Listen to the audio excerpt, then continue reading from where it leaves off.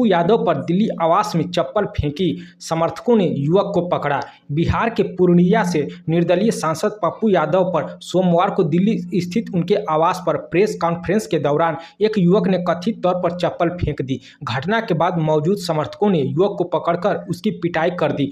पप्पू यादव ने आरोप लगाया कि हमलावर उन्हें नुकसान पहुंचाने की नीयत से आया था और कुछ लोग लगातार उनके खिलाफ उकसाने वाले बयान दे रहे हैं।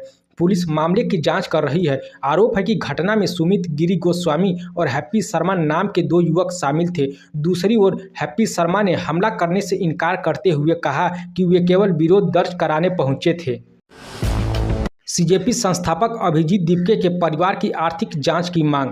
सूरत के आरटीआई कार्यकर्ता अमित तिवारी ने कांकरोच जनता पार्टी के संस्थापक अभिजीत दीपके के परिवार की आर्थिक स्थिति की जांच की मांग की है। उन्होंने महाराष्ट्र सरकार, चुनाव आयोग और केंद्रीय अप्रत्यक्ष कर एवं सीमा शुल्क बोर्ड को शिकायत भेजी है। तिवारी का दावा है कि अभिजीत दीपके के पिता महाराष्ट्र इंडस्ट्रियल डेवलपमेंट कॉरपोरेशन में जूनियर इंजीनियर थे और उनकी आय के मुकाबले बच्चों की अमेरिका में पढ़ाई के खर्चे की जांच होनी चाहिए। साथ ही उन्होंने सीबीआईसी से राज्यसभा सांसद कपिल सिब्बल द्वारा सीजेपी को घोषित 1 करोड़ रुपए की फंडिंग पर 18% जीएसटी लगाने की भी मांग की है।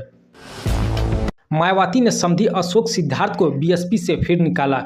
बसपा प्रमुख मायावती ने भतीजे आकाश आनंद के ससुर अशोक सिद्धार्थ को पार्टी से निष्कासित कर दिया है। उन्होंने कहा कि बार बार चेतावनी देने के बावजूद उनके व्यवहार में सुधार नहीं हुआ, इसलिए अब उन्हें दोबारा पार्टी में शामिल नहीं किया जाएगा। करीब 1.5 साल में यह दूसरा मौका है जब अशोक सिद्धार्थ को बीएसपी से निकाला गया है। इससे पहले फरवरी 2025 में गुटबाजी के आरोप में उन्हें बाहर किया गया था, लेकिन सितंबर 2025 में उनकी वापसी हुई थी। इससे 2 दिन पहले मायावती ने स्पष्ट किया था कि पार्टी में उम्मीदवार तय करने का अधिकार केवल उनके पास है। ट्रंप ने ईरान पर प्रस्तावित सैन्य हमला फिलहाल टाला। अमेरिकी राष्ट्रपति डोनाल्ड ट्रंप ने कहा है कि ईरान पर प्रस्तावित सैन्य कार्रवाई फिलहाल स्थगित कर दी गई है। उनके अनुसार ईरान और कुछ मध्य पूर्वी देशों की ओर से समझौते का प्रस्ताव आने के बाद यह फैसला लिया गया। ट्रंप ने दावा किया कि समझौते की रूपरेखा में होर्मुज जलडमरू मध्य को तुरंत खोलना और ईरान के परमाणु खतरे को समाप्त करना शामिल है। उन्होंने यह भी कहा कि इस फैसले में इजराइल अमेरिका के साथ है। वहीं एक मीडिया रिपोर्ट्स के अनुसार सऊदी अरब के क्राउन प्रिंस मोहम्मद बिन सलमान ने ट्रंप से संयम बरतने और संभावित सैन्य कार्रवाई टालने का अनुरोध किया था। तिरुपति बालाजी पहुंचे हार्दिक पांड्या, सिर मुंडाकर की पूजा। भारतीय क्रिकेट टीम के स्टार ऑलराउंडर हार्दिक पांड्या तिरुपति बालाजी मंदिर पहुंचे, जहां उन्होंने सिर मुंडवाकर पूजा अर्चना की। इस दौरान उनकी गर्लफ्रेंड माहिका शर्मा भी उनके साथ मौजूद रहीं और दोनों पारंपरिक सफ़ेद वस्त्रों में नजर आए। हार्दिक आईपीएल 2026 के बाद से चोट के कारण क्रिकेट से दूर हैं और फिट होकर वापसी की तैयारी कर रहे हैं। पहले पीठ में अकड़न और बाद में जांघ की चोट ने उनकी वापसी में देरी की। वहीं मुंबई इंडियंस से उनके अलग होने की अटकलें भी तेज है। हालांकि फ्रेंचाइजी या हार्दिक की ओर से कोई आधिकारिक बयान नहीं आया। फ्लिपकार्ट की फूड डिलीवरी में एंट्री 15 अगस्त से शुरू हो सकती है नई service. E commerce company Flipkart अब ऑनलाइन फूड डिलीवरी कारोबार में कदम रखने जा रही है। कंपनी की नई सर्विस सीधे तौर पर जोमेटो और स्विगी को टक्कर दे सकती है। फ्लिपकार्ट के सीईओ कल्याण कृष्णमूर्ति ने इस पुष्टि की है कि इस सेवा का पहला पायलट प्रोजेक्ट 15 अगस्त के आसपास बेंगलुरु में शुरू किया जा सकता है। ग्राहक फ्लिपकार्ट के मुख्य ऐप के जरिए खाना ऑर्डर कर सकेंगे। इसके अलावा कंपनी इस सेवा के लिए एक अलग ऐप लॉन्च करने की भी तैयारी कर रही है। तिलक वर्मा को मिली बड़ी जिम्मेदारी, दलीप ट्रॉफी में संभालेंगे साउथ जोन की कमान। भारतीय टी20 के उप कप्तान तिलक वर्मा को दलीप ट्रॉफी 2026 के लिए साउथ जोन का कप्तान नियुक्त किया गया है। टीम की उप कप्तानी रिकी भुई को सौंपी गई है। दक्षिण क्षेत्र की टीम में अनुभवी बल्लेबाज Karun Nair, wicket keeper N Jagadeesan और युवा बल्लेबाज एसके रशीद को भी जगह मिली है। इसके अलावा आर स्मरण, के हिम तेजा और वी कावेरिप्पा समेत कई प्रभावशाली खिलाड़ियों का चयन किया गया है। रामायण रिलीज से पहले विवादों में मेकर्स को मिली चेतावनी। रणबीर कपूर की फिल्म रामायण रिलीज से पहले ही विवादों में आ गई है। नई दिल्ली के श्री रामलीला महासंघ ने फिल्म के निर्माता नमित मल्होत्रा और निर्देशक नितेश तिवारी को पत्र लिखकर रिलीज से पहले फिल्म की स्पेशल स्क्रीनिंग कराने की मांग की है। महासंघ का कहना है कि फिल्म के कुछ दृश्य हिंदुओं की धार्मिक भावनाओं को आहत कर सकते हैं। संगठन ने चेतावनी दी है कि यदि रिलीज से पहले फिल्म नहीं दिखाई गई तो विरोध प्रदर्शन किया जाएगा। यूपीआई ने बनाया नया रिकॉर्ड, जुलाई में 29.88 लाख करोड़ के लेन देन। भारत में डिजिटल भुगतान का दायरा लगातार बढ़ता जा रहा है। जुलाई 2026 में यूपीआई के जरिए एक महीने में रिकॉर्ड 23.66 अरब ट्रांजैक्शन किए गए। National payments corporation of India के अनुसार इन लेन देन का कुल मूल्य 29.88 लाख करोड़ रहा, जो अब तक का सबसे बड़ा मासिक आंकड़ा है। इससे पहले मई 2026 में 23.20 अरब ट्रांजैक्शन का रिकॉर्ड दर्ज किया गया था। वहीं जुलाई 2025 की तुलना में भी यूपीआई लेन देन में उल्लेखनीय बढ़ोतरी देखने को मिली। जंतर मंतर प्रदर्शन पर रमेश बिदुड़ी का विवादित बयान। जंतर मंतर पर छात्रों के प्रदर्शन को लेकर बीजेपी नेता रमेश बिदुड़ी ने विवादित टिप्पणी की है। उन्होंने दावा किया कि प्रदर्शन में छात्रों से अधिक पंचर बनाने वाले और चाबी बनाने वाले लोग मौजूद थे। बिदुड़ी ने यह भी कहा कि कोई भी भारत का बेटा या बेटी प्रधानमंत्री नरेंद्र मोदी के खिलाफ इस तरह की भाषा का इस्तेमाल नहीं कर सकता। उनके इस बयान के बाद राजनीतिक बहस तेज हो गई है।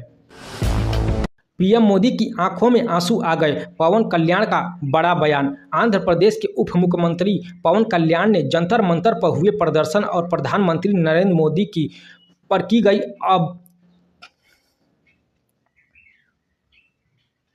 पीएम मोदी की आंखों में आंसू आ गए, पवन कल्याण का बड़ा बयान। आंध्र प्रदेश के उप मुख्यमंत्री पवन कल्याण ने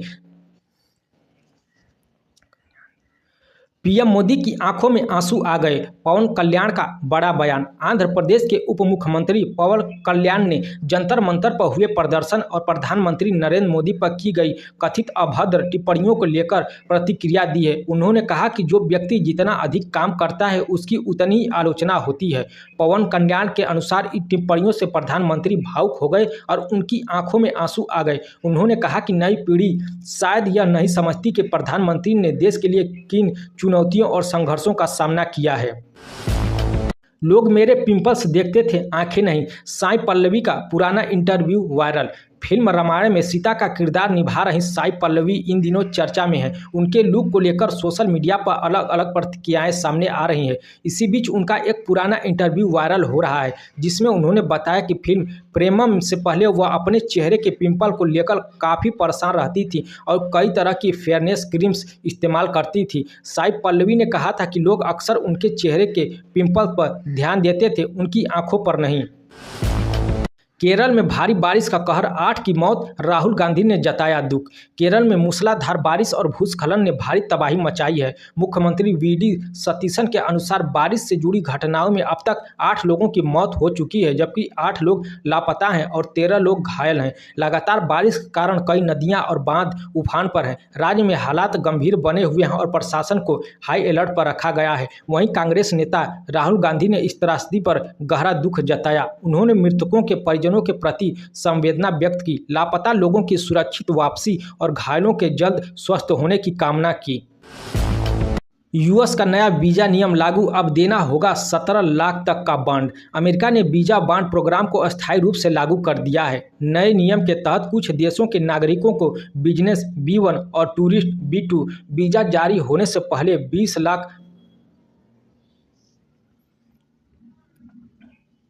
$20,000 करीब 17 लाख रुपए तक की सिक्योरिटी जमा करनी पड़ सकती है। यह नियम 3 अगस्त यानी आज से प्रभावी हो गया है।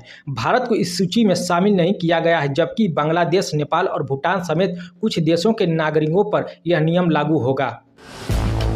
राज ठाकरे का बड़ा आरोप, सिद्धिविनायक मंदिर में हर साल 18 करोड़ की चोरी।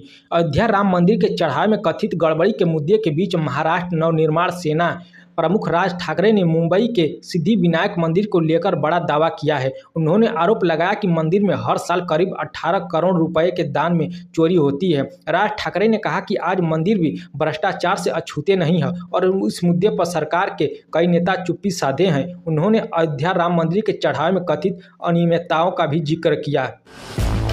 श्रीलंका टेस्ट सीरीज से बाहर हुए जसप्रीत बुमराह। श्रीलंका के खिलाफ टेस्ट सीरीज से पहले भारतीय टीम को बड़ा झटका लगा है। स्टार तेज गेंदबाज जसप्रीत बुमराह बाएं घुटने की चोट के कारण पूरी टेस्ट सीरीज से बाहर हो गए हैं।